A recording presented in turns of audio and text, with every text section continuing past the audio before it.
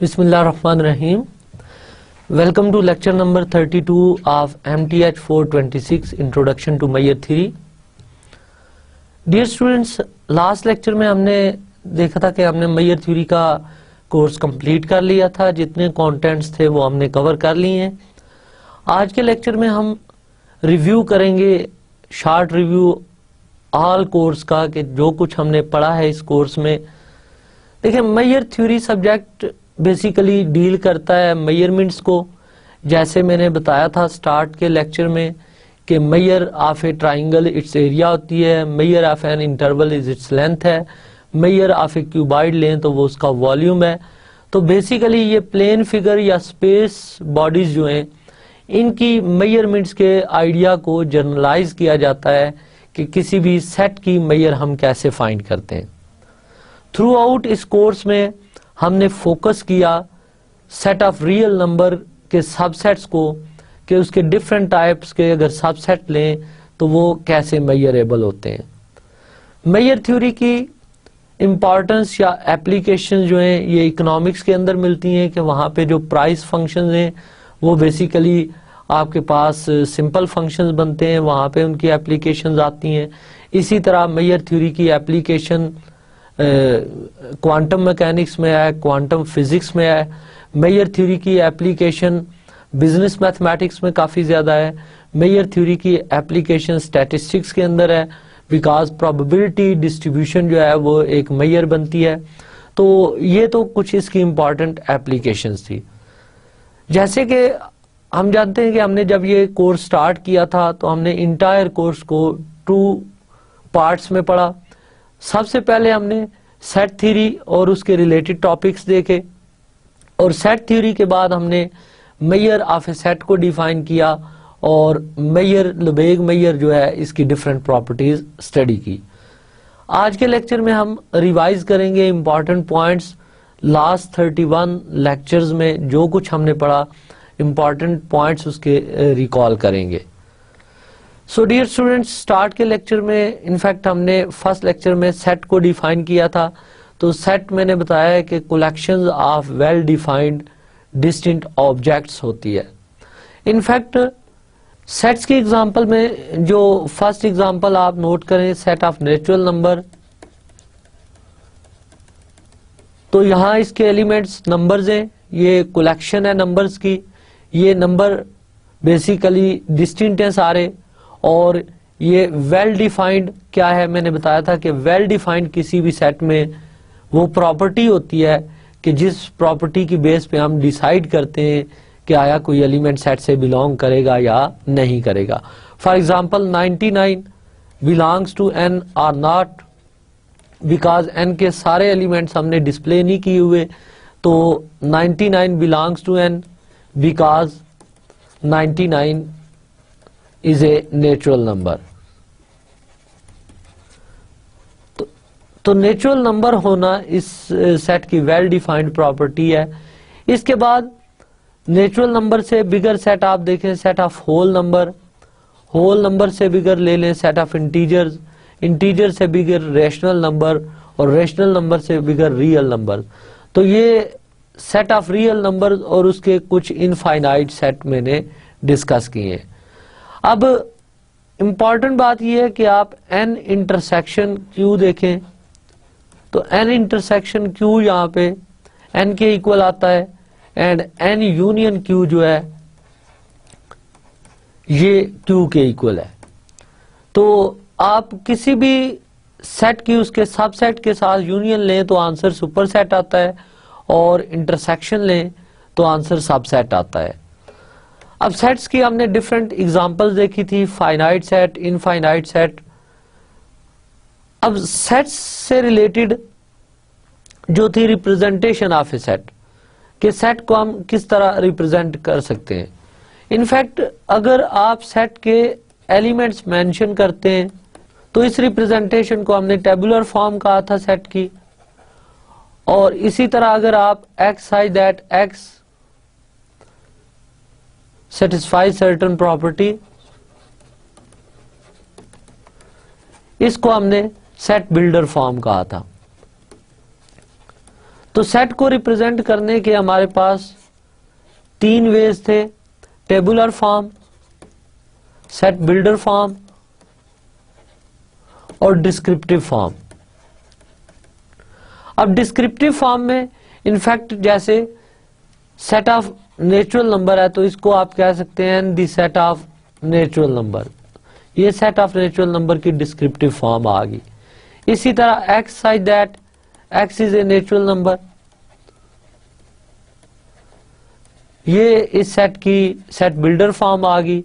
And 1 2 3 इस set की tabular form आ गई। अब यहां पे मैंने आपको बताया था कि क्या हम हर सेट को टेबुलर फॉर्म में रिप्रेजेंट कर सकते हैं, तो आंसर इज नो। जैसे सेट ऑफ रियल नंबर देखें तो इसकी टेबुलर रिप्रेजेंटेशन आप नहीं दे सकते, इसलिए इसको हम डिफाइन कर लेते हैं सेट बिल्डर फॉर्म में, x such that x is a real number.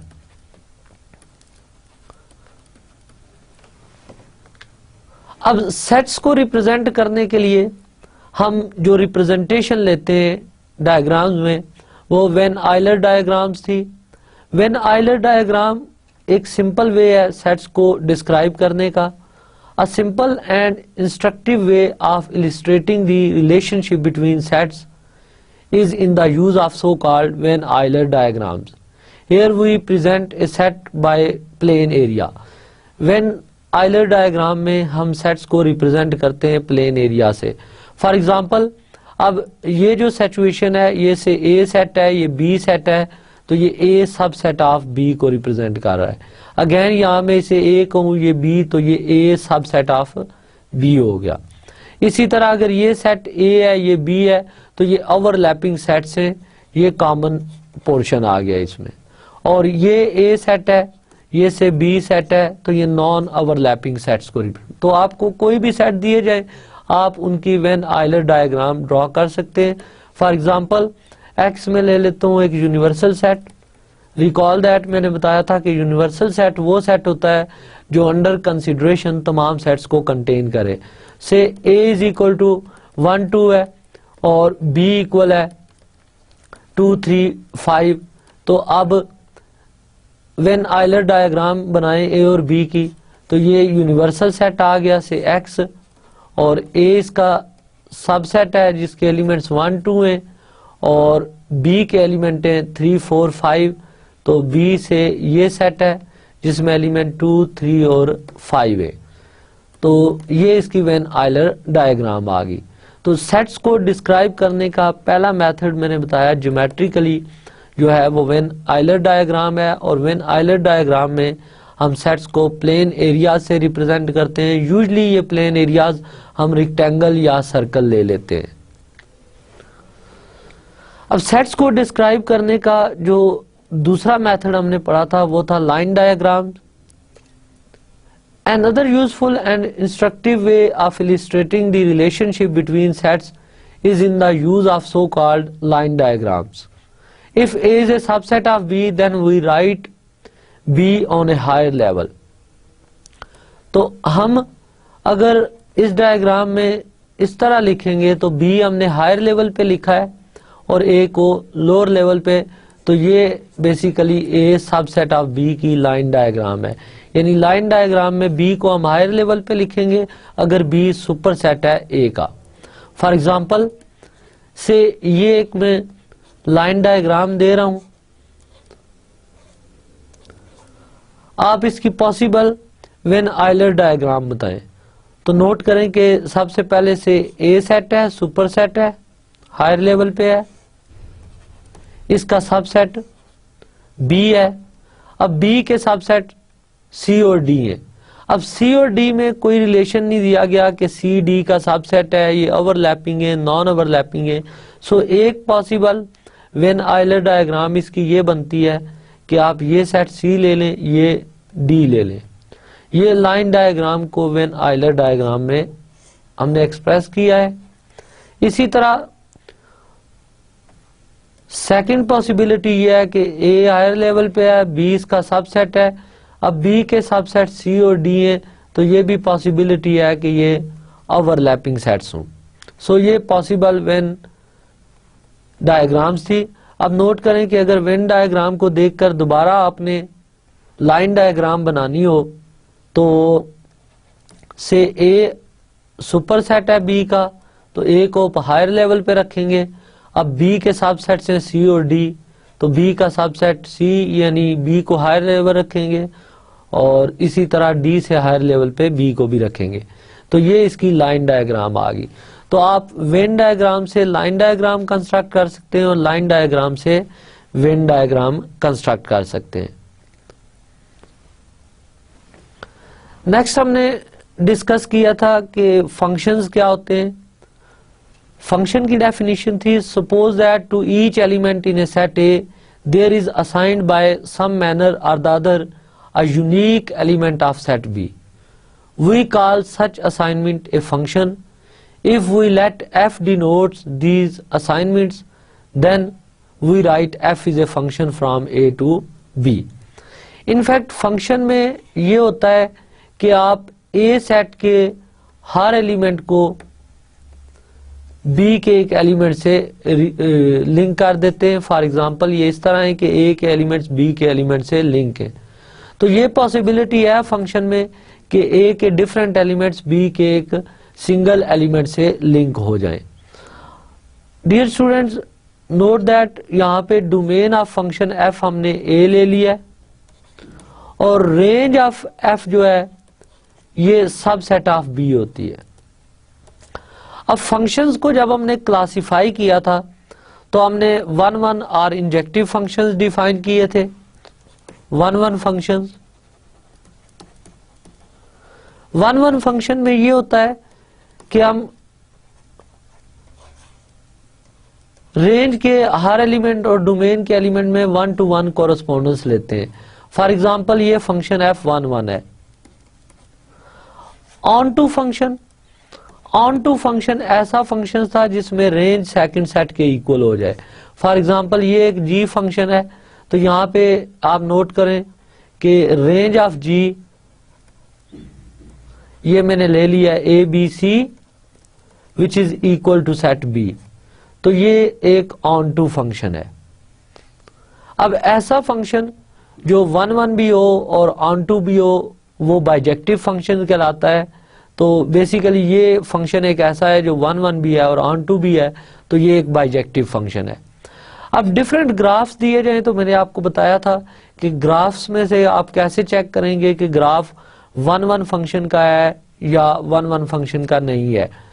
तो से ये एक रिलेशन का ग्राफ है, तो सबसे पहले ये चेक करना कि आया ये ग्राफ एक फंक्शन को रिप्रेजेंट कर रहा है या नहीं कर रहा। तो आप ग्राफ के हर पॉइंट्स पे वर्टिकल लाइंस ड्रॉ करें।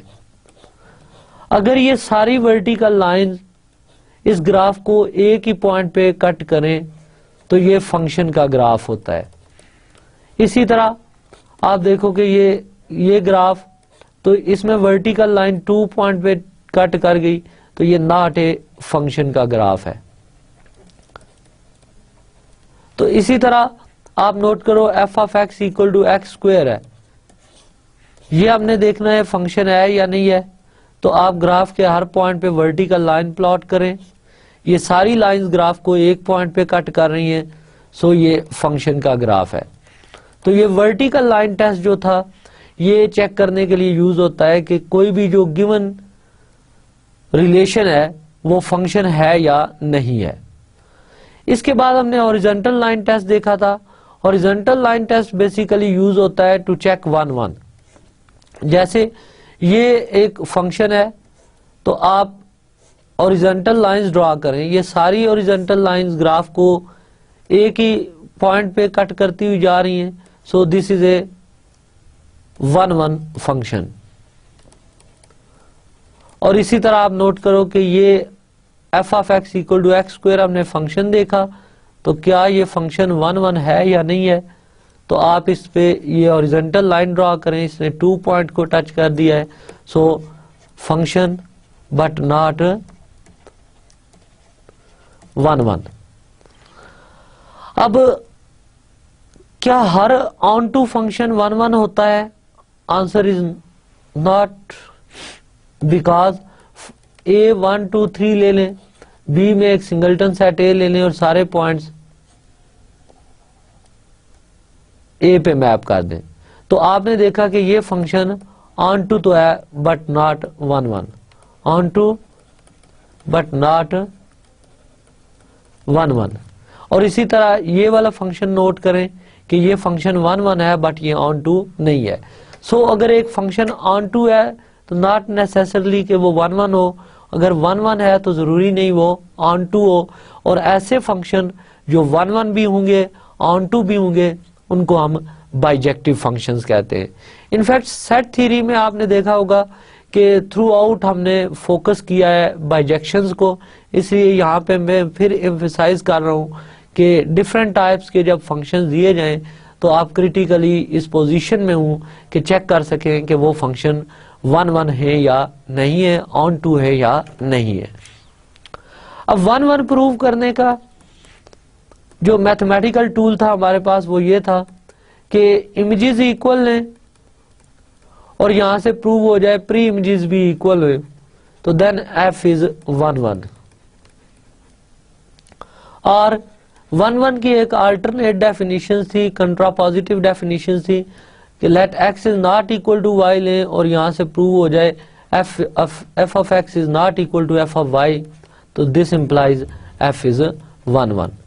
और ऑन टू के लिए आप ये शो करोगे कि बी के हर पॉइंट का एक प्री इमेज एग्जिस्ट करता है, दैट इज रेंज जो है वो इंटायरली सेकंड सेट के इक्वल है, तो ये फंक्शन ऑन टू हो जाएगा। ये जो कंट्रापोजिटिव डेफिनेशन हमने 1 1 की देखी, इस कंट्रापोजिटिव डेफिनेशंस की एप्लीकेशंस आपने नोट की होंगी कि जब मैं सेट थ्योरी पढ़ा रहा था तो बाज जगह पे आप इस प्लेन डेफिनेशन से 1 1 नहीं शो कर सकते, सो हमें कंट्रापोजिटिव डेफिनेशन की जरूरत पड़ती है। तो इनफैक्ट कंट्रापोजिटिव डेफिनेशन यूजुअली हमने यूज की थी जहां पे हम इनिशियल सेगमेंट्स वगैरह स्टडी कर रहे थे, वहां पे हमने कंट्रापोजिटिव डेफिनेशन ऑफ 1 1 से 1 1 शो किया। डियर स्टूडेंट्स, इसके अलावा सम टाइम आपने देखा होगा कि डिफरेंट टाइप्स की जब मैपिंग्स दी जाए तो हम पहले चेक करते हैं कि ये मैपिंग्स वेल डिफाइंड है या नहीं। अब वेल डिफाइंड का क्राइटेरिया ये होता है कि आप प्री इमेजेस इक्वल लें और शो कर दें कि इमेजेस भी इक्वल है, that is distant points have distant images. आप 1 1 और वेल डिफाइंड की डेफिनेशन को कंपेयर करो तो बज़ाहिर ये लगता है कि दोनों एक जैसी हैं, हालांकि ऐसा नहीं है।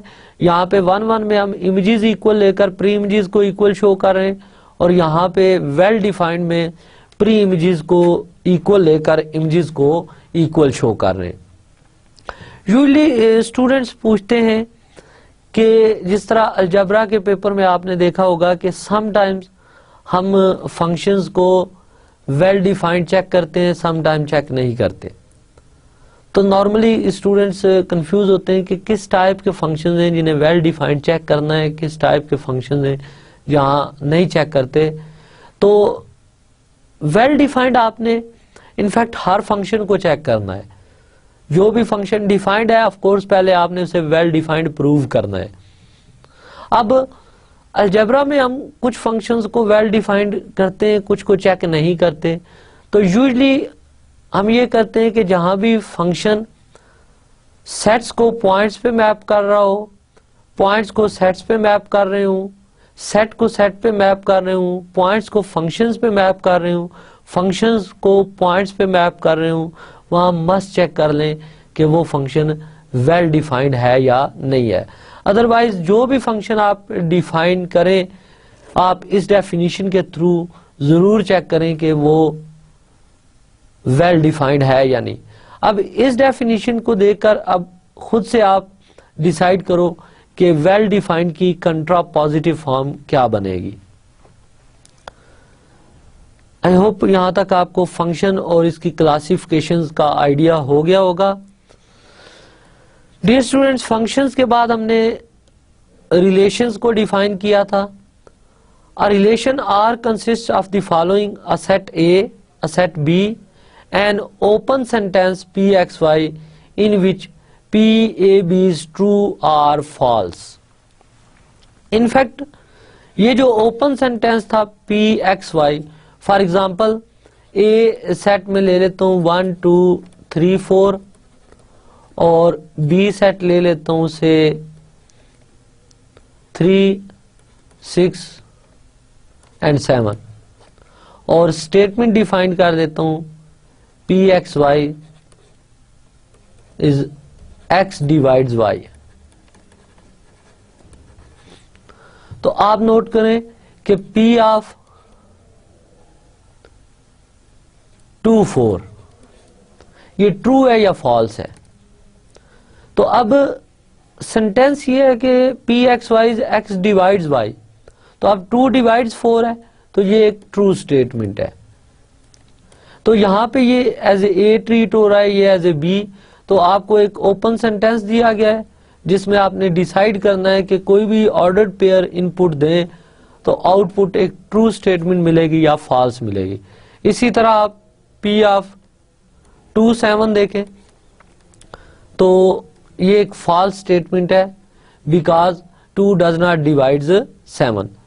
तो रिलेशन हमारे पास आर एक सेट ए, एक सेट बी और एक open sentence P X Y से डिफाइंड होता है। और इसको यूजुअली हम लिखते इस तरह है कि R is a relation defined from A to B और P A B is either true or false. If P A B is true, we write A is related to B, and if P A B is false, then we write A is not related to B. अब dear students, relations की different examples वहां मैंने in detail discuss की थी, जैसे less का sign, greater का sign, equal का साइन अगर सेट ऑफ रियल नंबर पे डिफाइन कर लें तो दीज आर रिलेशन। और इस फर्स्ट रिलेशन में आप देखो तो 2 is related to 3 because 2 is less than 3। इसी तरह 2 और 2 को देखो तो 2 is not related to 2 because 2 is not less than 2। तो इस तरह आपको कोई भी ओपन सेंटेंस दिया जाए तो आप उसमें 2 डिफरेंट रियल नंबर्स को डिसाइड कर सकते हो कि वो रिलेटेड होंगे या नॉट रिलेटेड होंगे। अब रिलेशंस की जब हमने डिफरेंट टाइप्स देखी थी, उसमें reflexive relation, symmetric relation, transitive relation, anti symmetric relation. तो इक्विवेलेंस रिलेशन ऐसा रिलेशन होता है जो रिफ्लेक्सिव हो, सिमेट्रिक हो, ट्रांजिटिव हो। अब रिफ्लेक्सिव प्रॉपर्टी ये थी कि for all A belonging to A is related to A. हर एलिमेंट अगर इटसेल्फ रिलेट हो तो फिर रिलेशन को हम रिफ्लेक्सिव रिलेशन कहते हैं। अब सिमेट्रिक रिलेशन ये था कि if A is related to B then B is related to A. और transitive relation, if A is related to B and B is related to C then A is related to C। तो examples इसकी एक दो recall करते हैं हम। से A set में ले रहा हूं सेट ऑफ रियल नंबर और इस पे X related to Y if and only if X is less than Y। ये रिलेशन मैंने डिफाइन कर लिया। अब चेक करें कि this relation R is not reflexive because 1 is not related to 1, क्योंकि रिलेशन हमने लेस से डिफाइन किया है, सो ये रिलेशन रिफ्लेक्सिव नहीं है। इसी तरह क्या ये रिलेशन सिमेट्रिक है? तो ये सिमेट्रिक भी नहीं है बिकॉज 1 रिलेटेड टू 2 है but 2 is not related to 1 है, so relation is not symmetric. ये रिफ्लेक्सिव है बट सिमेट्रिक नहीं है। अब इस रिलेशन को चेक करें कि ये ट्रांजिटिव रिलेशन है या नहीं है। तो अगर हम x रिलेटेड टू y लें and y related to z लें तो it mean x is less than y है and y is less than z है। This implies x is less than z, that is x is related to z हो गया। So less का relation जो है ये रिफ्लेक्सिव नहीं है, सिमेट्रिक नहीं है, बट ये ट्रांजिटिव है। इसी तरह इक्वालिटी रिलेशन को देखें तो इक्वालिटी रिलेशन रिफ्लेक्सिव है बिकॉज हर रियल नंबर अपने इक्वल है। ये सिमेट्रिक भी है बिकॉज अगर ए बी के इक्वल है तो बी भी ए के इक्वल है। और ये ट्रांजिटिव भी है because A equal to B and B equal to C लें तो this implies A equal to सी।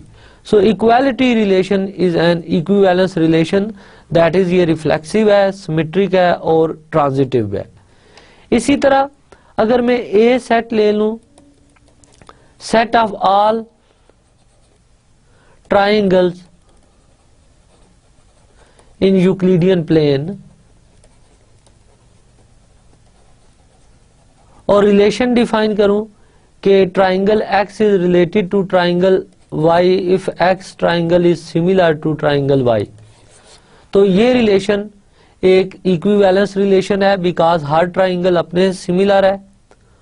और अगर x ट्राइंगल y ट्राइंगल के सिमिलर हो तो y भी x के सिमिलर होती है। और अगर x triangle similar to triangle y and y triangle similar to triangle z है तो x ट्राइंगल भी सिमिलर टू ट्राइंगल z होती है। So this similarity of triangle relation जो है सेट ऑफ ऑल ट्राइंगल ले लें तो ये एक इक्विवेलेंस रिलेशन है। नेक्स्ट वहां पे मैंने आपको एक एग्जांपल दी थी कि ए अगर मैं सेट ले लेता हूं से 0 1 और इस पे रिलेशन डिफाइन करता हूं कि x is related to y if and only if x minus y is a rational number, तो ये रिलेशन रिफ्लेक्सिव है क्योंकि हर नंबर को उसमें से सब्ट्रैक्ट करें तो आंसर रेशनल आता है। ये रिफ्लेक्सिव हो गया रिलेशन।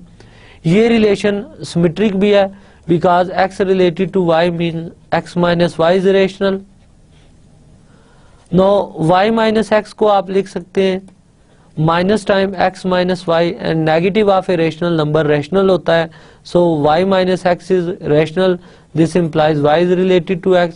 और ये रिलेशन ट्रांजिटिव भी है बिकॉज x माइनस z को आप लिख सकते हैं x minus Y plus Y minus z, तो ये रिलेशन एक ट्रांजिटिव रिलेशन है। सो ये सेट जो है ये under this relation that is difference of two number is rational, ये एक इक्विवेलेंस रिलेशन है। डियर स्टूडेंट्स, इक्विवेलेंस रिलेशंस की इंपॉर्टेंस मैंने आपको बताई थी कि इक्विवेलेंस रिलेशन जिस सेट पे डिफाइंड हो उस सेट की पार्टीशनिंग कर देता है और पार्टीशन से हमें डिसजॉइंट इक्विवेलेंस क्लासेस मिलती हैं सच दैट कि सेम प्रॉपर्टी रखने वाले टू एलिमेंट्स एक ही क्लास से बिलोंग कर जाते हैं। अब इस इक्विवेलेंस रिलेशन की इंपॉर्टेंस आपने देखी होगी कि जब हमने नॉन मेजरेबल सेट्स कंस्ट्रक्ट किए थे तो वहां पे हमने इक्विवेलेंस रिलेशंस के थ्रू डिसजॉइंट इक्विवेलेंस क्लासेस बनाई थी जिससे नॉन मेजरेबल सेट्स की एग्जिस्टेंस प्रूव हुई थी। डियर स्टूडेंट्स, रिलेशंस के बाद हमने टॉपिक डिस्कस किया था इक्विवेलेंट सेट्स का। यहां पे हमने कहा था कि two sets A and B are equivalent if there exist a bijective mapping F from A to B। तो जब भी दो सेट्स के दरमियान एक बाइजेक्टिव मैपिंग मिल जाए तो हम कहते हैं both sets are equivalent sets. Example जैसे ये देखें, A में अगर 1 2 3 एलिमेंट लें, B में A B C एलिमेंट लें तो then A is equivalent to B because ये अगर मैपिंग में डिफाइन कर लेता हूं कि 1 को A, 2 को B, 3 को C पे मैप कर लें तो ये एक बाइजेक्टिव मैपिंग है। So both sets are equivalent. अब फाइनाइट सेट के बारे में मैंने जनरल क्राइटेरिया आपको बताया था कि if order of x is not equal to order of y where x and y are finite set then x is not equivalent to y, and if order of x is equal to order of y then x is equivalent to y। तो finite sets में जब भी order same हो must एक bijective mapping मिलती है और अगर ऑर्डर सेम ना हो तो कोई बाइजेक्टिव फंक्शन नहीं मिलता। तो ऑल फाइनाइट सेट्स जो हैं उनको आपने कैरेक्टराइज कर दिया कि वो इक्विवेलेंट होंगे या नहीं होंगे। अब इक्विवेलेंट और इस प्रॉपर्टी को यूज करके हमने इनफाइनाइट सेट्स डिफाइन किए थे कि ऐसा सेट जो अपने किसी प्रॉपर सबसेट के इक्विवेलेंट हो वो इनफाइनाइट सेट होता है। आपको याद होगा मैंने प्रूव किया था कि set of real number is infinite because ये अपने एक प्रॉपर सबसेट -π/2 to π/2 के इक्विवेलेंट है under the function f of x is equal to tangent x। तो ये फंक्शन बाइजेक्टिव है। ये बाइजेक्टिव होने की वजह से सेट ऑफ रियल नंबर अपने एक प्रॉपर सबसेट के इक्विवेलेंट आ गया। सो set of real number is an infinite set. इसी तरह आपने देखा था कि set of natural number infinite है। इसी तरह अगर मैं कहूं कि आप ये शो करें कि सेट ऑफ इंटीजर इनफाइनाइट है तो सेट ऑफ इंटीजर का proper subset set of natural number है और हमने f from n to z define किया था कि f of n is equal to n/2 if n is even and -n + 1/2 if n is odd। तो आपने देखा था कि ये फंक्शन एक बाइजेक्टिव फंक्शन है। So set of natural number equivalent आ गया अपने एक प्रॉपर सबसेट के। So set of integer equivalent आ गया अपने एक प्रॉपर सबसेट के। Therefore set of integer is an infinite set. Dear students, अब हमने सेट्स को जब करेक्टराइज कर लिया फाइनाइट और इनफाइनाइट सेट्स में तो उसके बाद हमने सेट्स को क्लासिफाई किया फर्दर डिन्यूमरेबल सेट्स और नॉन डिन्यूमरेबल में। ये इनफैक्ट इनफाइनाइट सेट्स की क्लासिफिकेशन है कि अगर कोई भी set D set of natural number के इक्विवेलेंट हो जाता है तो ये सेट डी डिन्यूमरेबल कहलाएगा। जैसे अभी प्रीवियसली मैंने आपको बताया कि set of integer set of natural numbers के इक्विवेलेंट है। So set of integer is denumerable. इसी तरह आपको मैंने बताया था कि set of whole number set of rational number ये भी डिन्यूमरेबल सेट्स हैं।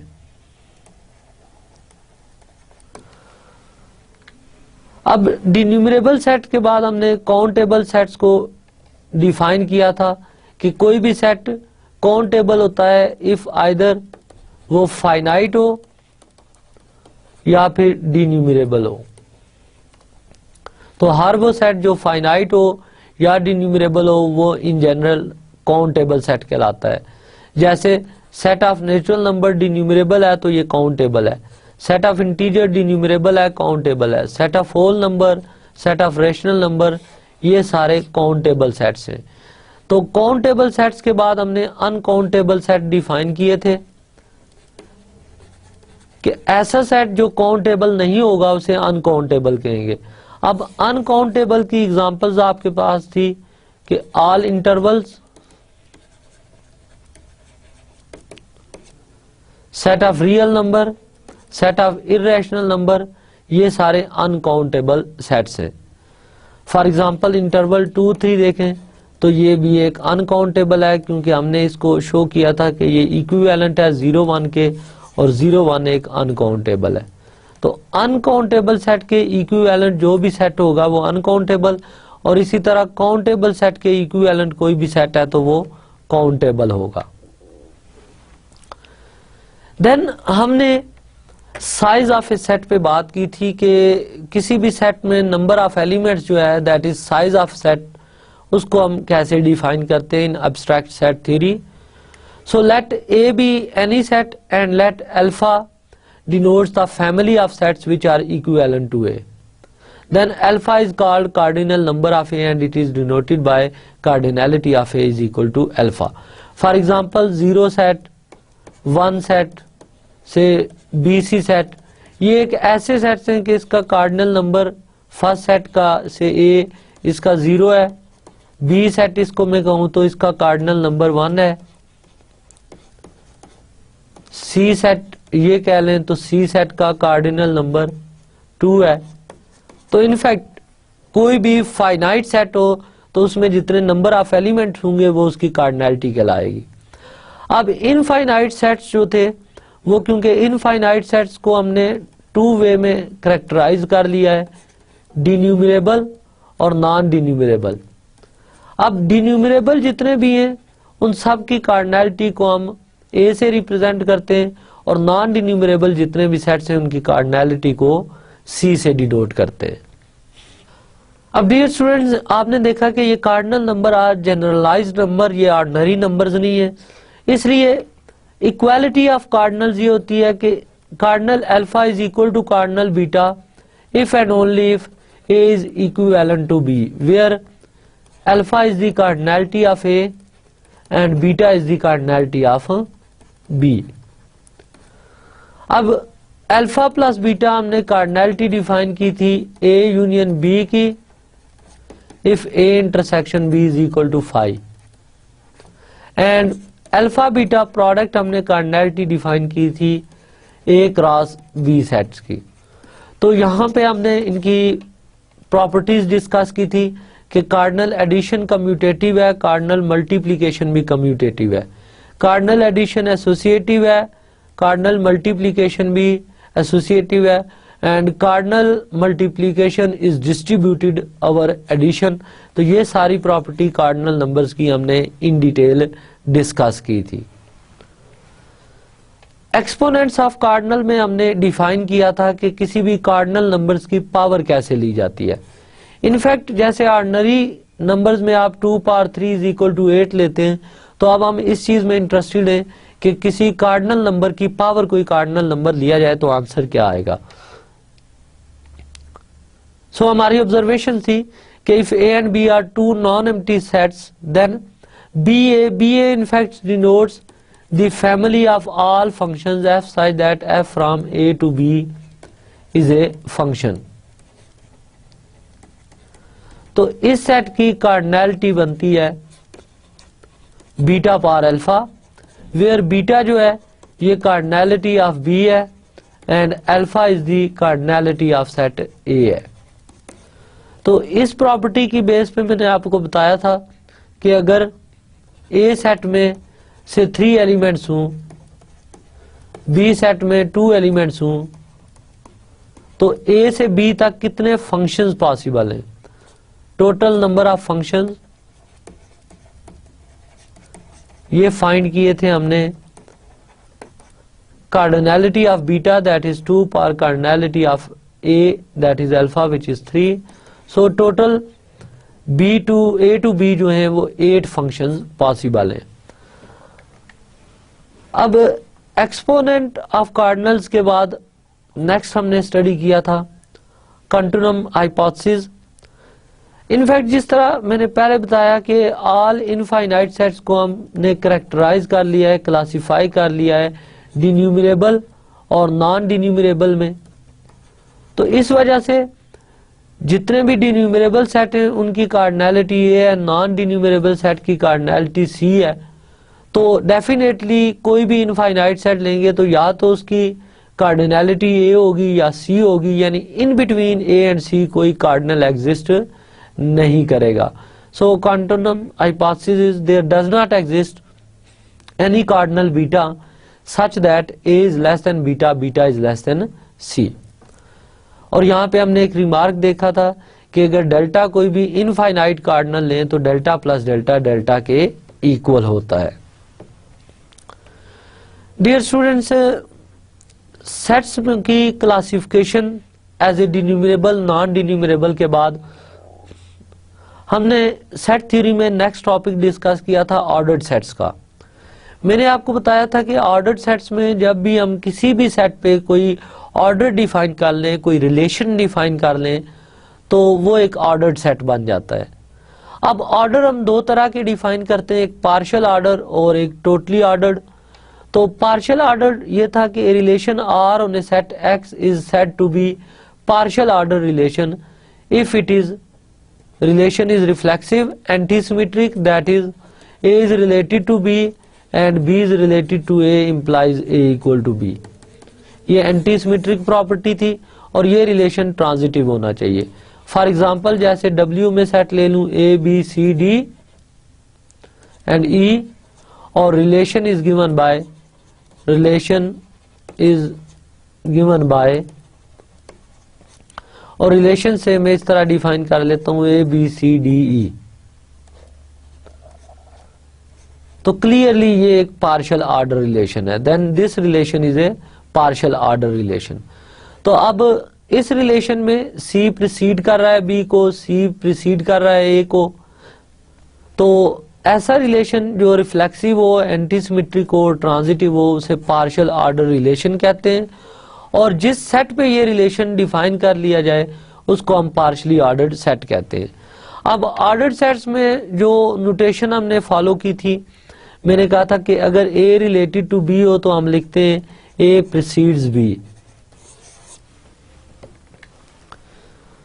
देन हमने टोटल ऑर्डर रिलेशन डिफाइन किया था कि ऐसा रिलेशन जो पार्शियल ऑर्डर हो और फर्दर उसमें ये क्वालिटी हो कि any two elements are comparable, that is either A precedes B or B precedes A हो, तो फिर इस रिलेशन को टोटल ऑर्डर रिलेशन कहते हैं। और जिस सेट पे ये रिलेशन डिफाइन करेंगे उसको टोटली ऑर्डर्ड सेट कहेंगे। तो टोटली ऑर्डर्ड सेट्स में इंपॉर्टेंस ये थी कि इसमें any two elements are comparable होते हैं। देन हमने first element, last element, minimal element, maximal elements को डिफाइन किया था कि सपोज हमारे पास एक ऑर्डर्ड सेट ले लें और 20 का कोई सबसेट ले लें, तो ऑर्डर्ड सेट A के किसी एलिमेंट स्मॉल a को हम फर्स्ट एलिमेंट कहेंगे सेट A का if for every x belonging to A precedes x, यानी वो एलिमेंट जो ऑल एलिमेंट्स ऑफ सेट को प्रीसीड करे वो फर्स्ट एलिमेंट। इसी तरह ऐसा एलिमेंट जो ऑल एलिमेंट ऑफ सेट्स को डोमिनेट करे वो लास्ट एलिमेंट। और अगर हम M एक एलिमेंट लें जो ऐसा एलिमेंट है कि if x precedes M implies x equal to M, तो फिर M को हम मिनिमल एलिमेंट कहते हैं। और इसी तरह L अगर एक एलिमेंट लें A का such that x dominates L implies x equal to L, तो फिर L को मैक्सिमल एलिमेंट कहते हैं। यहाँ पे हमने देखा था कि ऑर्डर्ड सेट के अंदर फर्स्ट एलिमेंट या लास्ट एलिमेंट की एग्जिस्टेंस जरूरी नहीं। इसी तरह अगर एक ऑर्डर्ड सेट्स में फर्स्ट एलिमेंट एग्जिस्ट करे तो वो ओनली मिनिमल एलिमेंट बनता है, अगर लास्ट एलिमेंट एग्जिस्ट करे तो वो ओनली मैक्सिमल एलिमेंट बनता है। तो इनफैक्ट मिनिमल या मैक्सिमल एलिमेंट्स की तादाद एक से ज्यादा हो सकती है। जैसे आपने प्रीवियस रिलेशन में देखा कि अगर इसको हम लें तो इसमें D और E जो हैं दो मिनिमल एलिमेंट हैं, A और B दोनों maximal element of this set W है अंडर दिस ऑर्डर, और इस रिलेशन में कोई फर्स्ट एलिमेंट या लास्ट एलिमेंट एग्जिस्ट नहीं कर रहा। डियर स्टूडेंट्स, इसके बाद हमने सिमिलर सेट्स को डिफाइन किया था कि two sets A and B are set to be similar sets if there exist a bijective mapping F from A to B which satisfies the following property. For A dash belongs to A and A precedes A dash if and only if F of A precedes F of A dash. That is A और B अगर ordered set ले लें और इसमें A precede करे A dash को, तो इनके इमेजेस लें अंडर मैपिंग F, तो इमेजेस में अगर F ऑफ A भी F ऑफ A डैश को प्रीसीड कर जाए for all A dash belongs to A, तो फिर this mapping is called similarity mapping. और इस केस में हम कहते हैं कि अगर ये मैपिंग सिमिलरिटी मैपिंग है और बाइजेक्टिव भी है तो फिर इस केस में A सिमिलर टू B होता है। इनफैक्ट सिमिलरिटी मैपिंग जो होती है ये एक ऑर्डर प्रिजर्विंग मैपिंग है, दैट इज जो ऑर्डर डोमेन के एलिमेंट्स में है वही ऑर्डर रेंज के एलिमेंट में मेंटेन रहता है। दैट इज डोमेन में अगर A प्रीसीड कर रहा है A डैश को, तो इमेजेस में भी A का इमेज प्रीसीड करेगा A डैश के इमेज को। बट यहाँ पे इम्पॉर्टेंट पॉइंट ये था कि जब आप डोमेन के एलिमेंट्स का ऑर्डर देख रहे हैं तो ऑर्डर वो होगा जो ए सेट पे डिफाइंड है, जबकि एफ ऑफ ए और एफ ऑफ ए डैश में ऑर्डर वो होगा जो बी में डिफाइंड है। तो ये ऑर्डर सेम भी हो सकते हैं और डिफरेंट भी हो सकते हैं। डियर स्टूडेंट्स, देन हमने ऑर्डर्ड सेट से related next ordinal numbers define किए थे कि फॉर एग्जांपल अगर मैं एक ऑर्डर्ड सेट लेता हूं और सपोज ये वो सारे हैं जो सिमिलर टू बी हैं, तो देन ऑर्डिनैलिटी ऑफ बी से अगर मैं इसको अल्फा कह लूं तो ordinality of B is equal to alpha. In fact alpha is the family of all those ordered sets which are similar to B. तो इस केस में ordinality of B set is called alpha. Dear students, यहां तक तो हमने set theory को revise किया। Set theory में देखें तो मेनली हमने दो टॉपिक स्टडी किए हैं। सबसे पहले इक्विवेलेंट सेट्स और उसके बाद ordered sets. Then at the end मैंने आपको axiom of choice, Zermelo's postulate और देन शो किया था कि एक्सियम ऑफ चॉइस और ज़र्मीलोस पोस्टुलेट इक्विवेलेंट है। इनफैक्ट एक्सियम ऑफ चॉइस की स्टेटमेंट क्या थी कि there exist a choice function for every non empty family of non empty sets. और ज़र्मीलोस पोस्टुलेट ये था कि अगर हम एक non empty family of non empty disjoint subsets of a set X ले लें, so there exist a subset of union which contain exactly one element from each class. अब ये एक्सियम ऑफ चॉइस और ज़र्मीलोस पोस्टुलेट की importance भी आपने mayor theory में देखी कि जहां पे हमने नॉन मेयरेबल सेट्स को डिस्कस किया था, वहां पे हमने इक्विवेलेंस रिलेशन लगाने के बाद एक्सियम ऑफ चॉइस और ज़र्मीलोस पोस्टुलेट के थ्रू नॉन मेयरेबल सेट कंस्ट्रक्ट किया था। तो सेट थ्योरी के बाद इस कोर्स के दूसरे सेक्शन में हमने स्टार्ट की थी मेयर थ्योरी। मेयर थ्योरी में हमने सबसे पहले रिंग ऑफ सेट्स को डिफाइन किया था। रिंग ऑफ सेट्स और बुलियन रिंग्स जो है, let X be a non empty set and R be a collection of subsets of X, then R is said to be ring of sets अगर ये two properties को satisfy करे। First property कि ये collection under the operation of union closed हो, that is A B belonging to R ले तो A union B भी बिलोंग करे आर से। और second property under the difference operation ये कलेक्शन क्लोज्ड हो, that is A B belonging to R ले तो A minus B belongs to R हो। रिंग ऑफ सेट्स के बाद हमने सिग्मा रिंग डिफाइन किया था कि सिग्मा रिंग में ये होता है कि आप रिंग में से एक सीक्वेंस ऑफ सेट्स लें तो उनकी इनफाइनाइट यूनियन भी उसी अगर रिंग से बिलोंग कर जाए तो उस रिंग को सिग्मा रिंग कहते हैं। Clearly every sigma ring is a ring. Ring of sets के बाद इस डेफिनेशन को हमने मॉडिफाई किया था और अलजेब्रा ऑफ सेट्स डिफाइन किया था। इनफैक्ट अलजेब्रा ऑफ सेट्स में हमने जो रिंग ऑफ सेट्स की सेकंड प्रॉपर्टी थी उसको एक स्ट्रॉन्गर कंडीशन से रिप्लेस किया था, यानी डिफरेंस की जगह कॉम्प्लीमेंट का ऑपरेशन इंट्रोड्यूस किया था। सो अलजेब्रा ऑफ सेट्स की डेफिनेशन ये थी कि let X be a non empty set and A be the collection of subsets of X, then A is said to be algebra on X if for all A B belonging to A union B belongs to A, and second for all A belongs to A complement belongs to A. Dear students, algebra of sets की different examples मैंने आपको दी थी।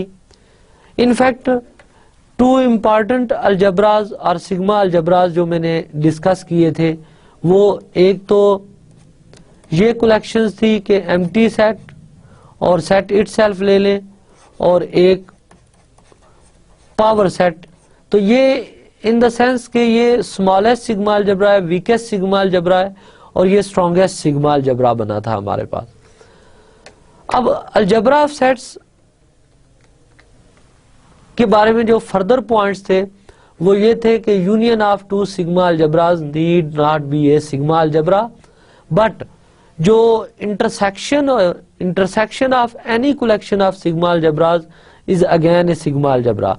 Then हमने smallest sigma algebra construct किया था containing any family of subsets of x। तो वो आपने देखा था कि G मैंने एक फैमिली ले ली थी और तमाम वो सिग्मा अलजबराज कलेक्ट कर लिए थे जो जी को कंटेन कर रहे थे। तो हमने देखा था कि उनकी इंटरसेक्शन से जो सिग्मा अलजबरा जनरेट होता है वो स्मॉलेस्ट सिग्मा अलजबरा होता है, इन द सेंस कि वो जी को कंटेन कर रहा होता है। अब जब हमने सिग्मा अलजबराज डिफाइन कर लिए थे तो उसके बाद हमने इन सिग्मा अलजबराज पे फंक्शन स्टडी किए थे। तो इसमें जो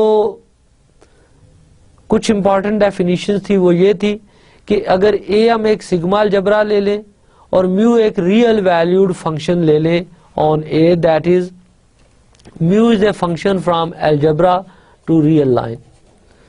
तो हमने कहा था कि ये फंक्शन म्यू जो है ये फाइनाइटली सब एडिटिव होता है। अगर एक sequence finite sequence A I लें तो यूनियन पे म्यू अप्लाई करें तो आंसर लेस आर इक्वल आए समेशन से। और ये function mu countably sub additive होता है अगर आप एक काउंटेबल सीक्वेंस लें इन अलजबरा और union of mu of union less or equal to this summation हो। अब अगर हम इस सीक्वेंस में सेट्स पेयर वाइज डिसजॉइंट ले लें तो इस केस में mu of union exactly equal to अगर summation I varies from 1 to n mu of A I आए तो फिर म्यू को हम फाइनाइटली एडिटिव कहते हैं। और अगर यही प्रॉपर्टी एक काउंटेबल सीक्वेंस के लिए होल्ड करे तो फिर म्यू को हम काउंटेबली एडिटिव कहते हैं। अब फाइनाइटली एडिटिव और काउंटेबली एडिटिव में सेट्स का डिसजॉइंट होना जरूरी है। यहाँ पे मैंने आपको बताया था कि clearly every countably sub additive is finitely सब additive and every countably additive is finitely additive. तो यहाँ पे मैंने एग्जांपल्स दी थी ऐसे फंक्शंस की जो फाइनाइटली एडिटिव तो हैं बट काउंटेबली एडिटिव नहीं है। इसी तरह फाइनाइटली सब एडिटिव है, काउंटेबली सब एडिटिव नहीं है। देन मैंने एक एग्जांपल दी थी जिसमें मैंने शो किया था कि काउंटेबली एडिटिव और काउंटेबली सब एडिटिव में कोई रिलेशन नहीं है। डियर स्टूडेंट, म्यू फंक्शन को हम मोनोटोन कहते हैं। अगर ए बी सेट लें from algebra A such that A subset of B हो तो implies mu of A less or equal to mu of B. इसके बाद हमने मेयर को डिफाइन किया था कि mu function defined on algebra sigma algebra A is called a measure if mu of phi is 0 for all A belonging to A mu of A is greater than or equal to 0 and mu is countably additive। तो अगर mu function एक sigma algebra पे defined हो जो real valued function था in fact और इन तीन properties को सेटिस्फाई करे तो फिर हम म्यू को मेयर कहते हैं। और ये जो ट्रिपलेट होता है एक्स से म्यू इसको मेयर स्पेस कहते हैं। इसके बाद हमने आउटर मेयर डिफाइन की थी कि outer measure mu asterisk is a set function from 2 power x to 0 infinity। This function mu asterisk is called outer measure if it satisfies three properties. Mu asterisk of empty set is 0, mu asterisk is monotone and mu asterisk is countably sub additive. इसमें कुछ important mayor जो हमने discuss की थी वो counting mayor थी जो एक इंपॉर्टेंट मेयर थी और इसके अलावा कुछ फर्दर एग्जांपल्स देखी थी। डियर स्टूडेंट्स, आउटर मेयर में से हमने एक इंपॉर्टेंट आउटर मेयर जो इन डिटेल स्टडी की वो थी Lebesgue outer measure. Lebesgue outer measure is a set function from 2 power r to say 0 infinity defined by m steric of A is the infimum of summation n length of in such that A is subset of union n in, where union is taken over a countable sequence।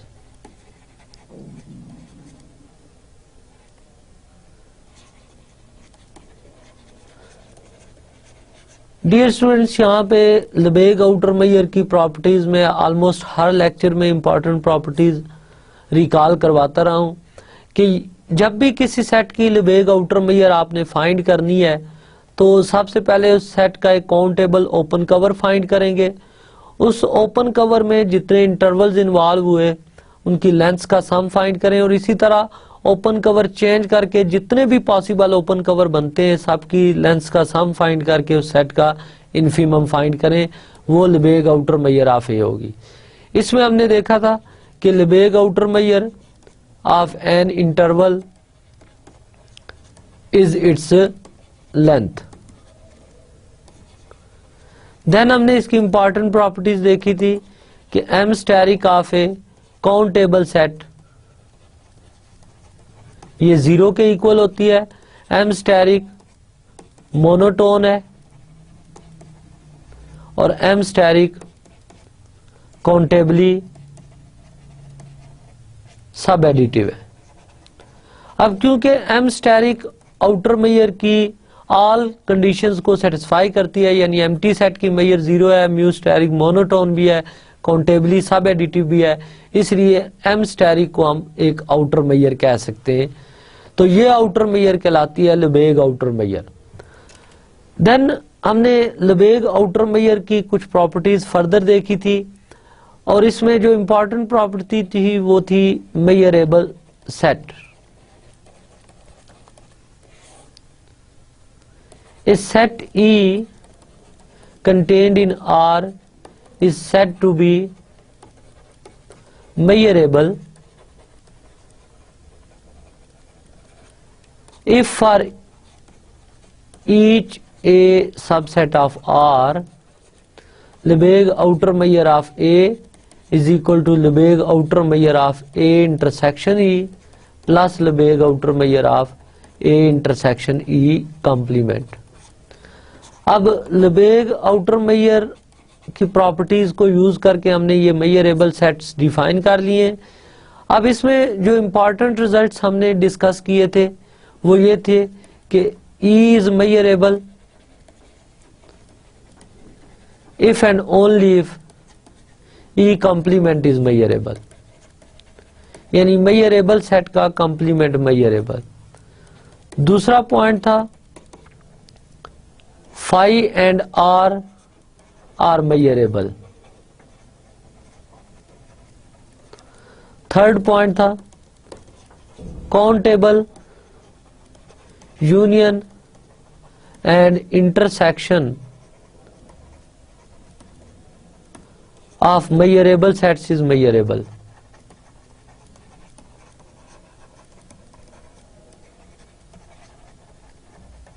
Fourth point था any open or closed set is measurable।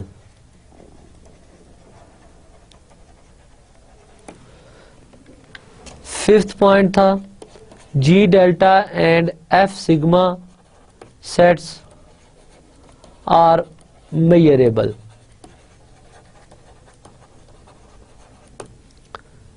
Six point था कि if Lebesgue outer measure of E is equal to 0 देन E is measurable.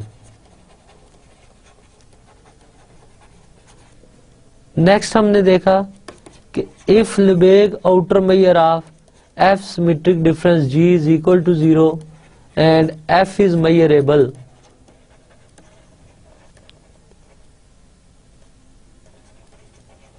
then G is measurable। तो इस stage पे मैंने आपको बताया था कि हम ऑलमोस्ट जिस भी टाइप का सेट ले रहे हैं वो एक मेजरेबल सेट आ रहा है। तो क्वेश्चन ये पैदा हुआ कि क्या कोई ऐसा सेट है जो मेजरेबल नहीं है। तो उसके लिए हमने नॉन मेजरेबल सेट्स का आइडिया इंट्रोड्यूस किया था कि A01 इंटरवल लेकर इस पे हमने एक अब्स्ट्रैक्ट समेशन डिफाइन किया था सम मॉडुलो 1, जिसकी डेफिनेशन थी this is ordinary sum of x plus Y if x plus Y is less than 1 and this is x plus Y minus 1 if x plus Y का ordinary sum greater or equal to 1 हो। तो इस sum modulo 1 से हमने translate modulo of a set define किया था where E is subset of A which is 0 1 और इसकी प्रॉपर्टीज हमने देखी थी। देन हमने इसी से एक नॉन मेजरेबल सेट कंस्ट्रक्ट कर लिया था जिसका एक पर्टिकुलर पैटर्न था कि वो कैसे हमने कंस्ट्रक्ट किया था। Dear student, non measurable sets के साथ साथ हमने कैंटर सेट की कंस्ट्रक्शन देखी थी। अब कैंटर सेट का इंपॉर्टेंस क्या थी कि कैंटर सेट की इंपॉर्टेंस ये थी कि हमने देखा कि Lebesgue outer measure of a countable set 0 के इक्वल थी। तो हम इस चीज में इंटरेस्टेड थे कि क्या कोई ऐसा अनकाउंटेबल सेट एग्जिस्ट करता है जिसकी लेबेग आउटर मेजर 0 हो। तो कैंटर सेट एक ऐसा सेट था जो अनकाउंटेबल है, uncountable but Lebesgue outer measure of C 0 के इक्वल है। तो इस क्वेश्चन के आंसर को हमने सेटल किया था इस प्रॉब्लम में, जहां पे हमने कैंटर सेट डिफाइन किया था। डियर स्टूडेंट्स, इसके बाद हमने लेबेग मेजर देखी थी। लेबेग मेजर इनफैक्ट लेबेग आउटर मेजर ही होती है of a set E provided that is measurable. तो इसलिए इसकी सारी प्रॉपर्टीज लेबेग आउटर मेजर से फॉलो हुई थी, बट पहले ये इंश्योर कर लें कि जिस सेट में आपने एम ऑफ ई लिखना है वहां पे ये ई मस्ट मेजरेबल होना चाहिए। सो इसी आइडिया को ध्यान में रख के हमने इसके सारे प्रूफ्स देखे थे। इस कोर्स के लास्ट चैप्टर में हमने मेजरेबल फंक्शंस स्टडी किए थे। A function f from some set d to r extended is measurable or Lebesgue measurable